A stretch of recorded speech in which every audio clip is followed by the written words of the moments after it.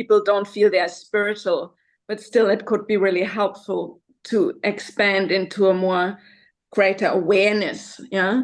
Are there exercises, would you say couples should sit in front of each other and eye gaze, or is there something simple, really simple couples can do, even if they don't feel they're going into the space of complete, now we are becoming something else, because often it's I just gave you the eye gaze. If you're feeling really loving, you can do eye gaze. I'm not a big eye gaze person. My thing is express, but the eyes are the windows. But if you're upset with your partner, don't look in their eyes. Okay, it's the worst thing you can do. I heard some experts saying, the secret to resolving an argument is when you're mad at your partner, just look into their eyes. No, that's the worst thing to do. If you're having a little conversation, it's a little tense, sit together side by side or do it while you're walking. Okay, so you're not looking at each other. Because eye contact, if you have resistance to your partner about something, or you anticipate resistance, basically your partner will resist back with eye contact. So yeah, there are processes you can do. Actually, I do them in my workshop. I tend to be with my partner. My recommendation is you feel your love. Just give reassuring love. And at that time, you're looking them right in the eyes. But you're bringing it not just eye contact. It's looking them in the eyes while you're doing, do you love me? How much do you love me? Do you like me? Do you forgive me from yesterday? Have you let it? Are you still mad at me about that thing I said? No, honey, I'm not mad at you. Do you promise to forgive me? Will you always love me? See, everything you want to hear from your partner, you have to ask for. That's called being a grown-up. Okay. In the Bible, it says, ask and you shall get. It doesn't just come to you. Take one step forward, God comes 9 steps towards you. You have to ask. You have to open up. That is the secret to all this. And if you look at everything that ruins relationships, is this idea where women are constantly, it's not wrong. Women are always testing. Does he love me? Does he not love me? Does he love me? Does he not love me? I'm giving a talk. I'm looking at my audience. Am I getting to everybody here? Am I not getting to everybody? I'm constantly looking for reassurance. Am I going the right direction? How do I want to do this? Well, same thing for women. Am I being loved? Am I not being loved? So they're constantly looking, whether consciously or not. Am I loved? Am I not? Am I loved as much as before? Has he changed? Have I done something? Did he do something? This is all going on inside of women. They overthink everything compared to what's really going on when it comes to a man. So that tendency of insecurity is to ask for the reassurance you need. Often 90% of the time when a woman wants to, he's not talking. I want him to talk. Why do you want him to talk? What you want really is reassurance that he's not mad at you, that he's interested, that you're important to him. You do want connection, but you can have connection by going into him, or you can have connection by him going into you. You don't have to go into a man at all. One of my favorite jokes is, women have a place you can connect through. Men have another place you can connect through. If you want that, that's what you're going to get. That's not fine. It's just, we're designed to go into you. That's polarity. Yeah, certainly you want to have conversation with a man, but asking what he feels and what's going on inside, not the right direction. But women will do that when they don't feel safe to open up to him. And they don't feel safe because he's not interested, but he's not interested because nobody asked him. If you just ask a man to do something, he'll be interested in doing it. If he says, honey, I'm in a bad mood today. I just want to talk about what happened. You don't have to say anything. Just listen. He'll do it 100%. We're the best listeners ever if you're not complaining about us. Just don't complain about us. Complain about all these other things. And after you complain for a while, make sure you also come back to I'm grateful. I realize it's not such a big deal. I'm happy. I'm lucky I have this. I'm lucky I have that. And I'm happy I have this. Come back to being positive again. Don't just throw negativity out there.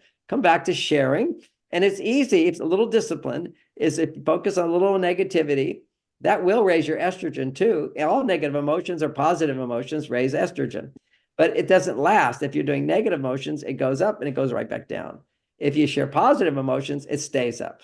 So sometimes to feel positive, you have to share this happened, this happened, this happened. That's our feeling letter exercise. We help people process their emotions. Then you come back to the positive emotions. It's a discipline. It could look as much as saying to your husband, oh, honey, I just want to talk for a few minutes.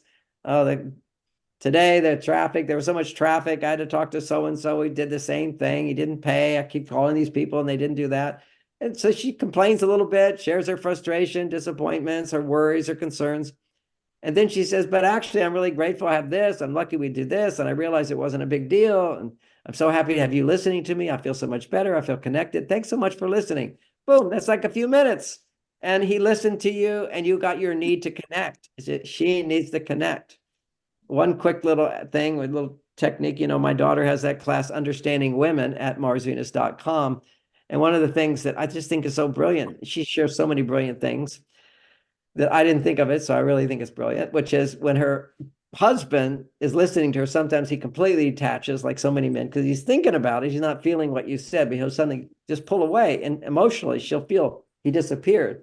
And rather feeling threatened or disconnected, all you have to do is simply say, so you're thinking about what I said. And every man will say, yes, I'm thinking about it. And you'll get a positive response. His tone of voice will give you all the connection you need. Because what women are constantly, whether they're aware of it or not, they're looking for reassurance all the time. Just like those studies on men thinking about sex all the time. It's, these are biological realities, whereas women know they need to feel loved. Men know they need to have sex. And a woman who wants to have sex with him in a primitive form meant that she has a high level of love or trust with him. So we're getting that message. We're looking for that. And, many men will say in this whole sacred sexuality world, we get these, what are they? The free love. Okay, I'm so free. I can have sex with anybody. And I can go here. And we have open relationships and freedom here. Talking about jealousies coming up and negative energy coming into your relationship. Now you're taking your precious energy that you share with your partner and giving it to some stranger. It's like giving all your money away. And it's like, wait a second, that's mine. It's like people don't realize energetically you're growing in this sexual potency, sexual love potency over time that makes problems little things. When your sexual potency goes down, your love potency goes down, it's like everything's a problem. Everything's irritating you. And all it takes is him or her to go off with her vibrator, him to go off with his pornography. And you just drain the sex energy. The potency is not there, which makes you more addicted to having sex. So it's like we want to free ourselves from that dopamine hit and make it more of an emotional process of using sexual feeling. Sexual pleasure allows us to feel more. And as we feel more, feel what's inside of us and express that. And for women, it's expressing their pleasure or expressing their vulnerability, their need for reassurance. For men, it's expressing through his behaviors and reassuring words that will touch her heart very deeply, as his body is touching her very deeply, and so forth. So you do body, mind, spirit all comes together, but only with love. That's what sacred sexuality is using sex in order to make more love between a man and a woman.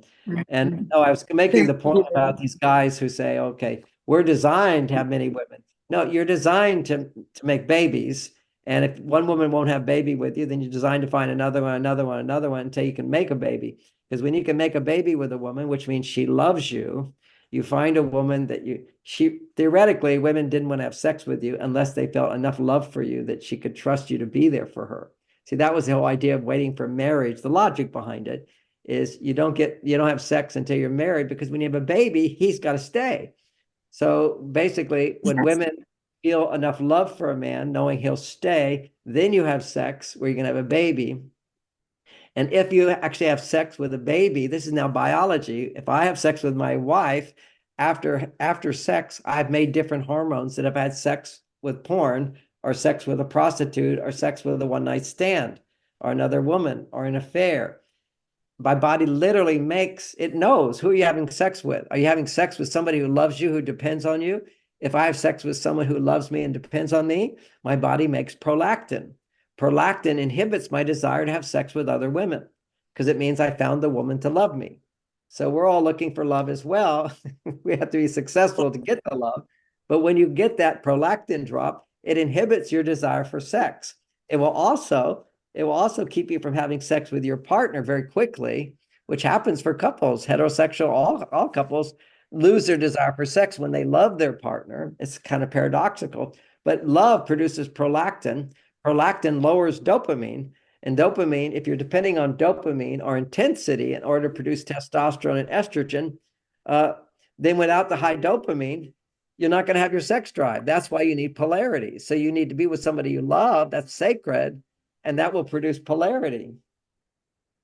I'll be with you in just a minute. Just a minute. So I got an appointment I got to go to, but that's the magic thing. How do you keep the passion alive is create polarity. And when you're with someone who you love, then as a man, you're free from lust. You see, there's this thing that rules a man's life, his whole life. He's looking for a woman to have sex with, suddenly you're free from that desire. You've got it. I can give another example. When I was younger, I was always looking for the house I wanted to live in. Then I got the best house in the neighborhood. I can look at any house and go, I've got better. I mean, we as human beings are constantly comparing. I have a better house than anybody in the world. Somebody else might think their house is better, but all the things I want in a house are here. So because of that, I never lust after another house. I don't lust after another car. There's nothing I look after because I've got it.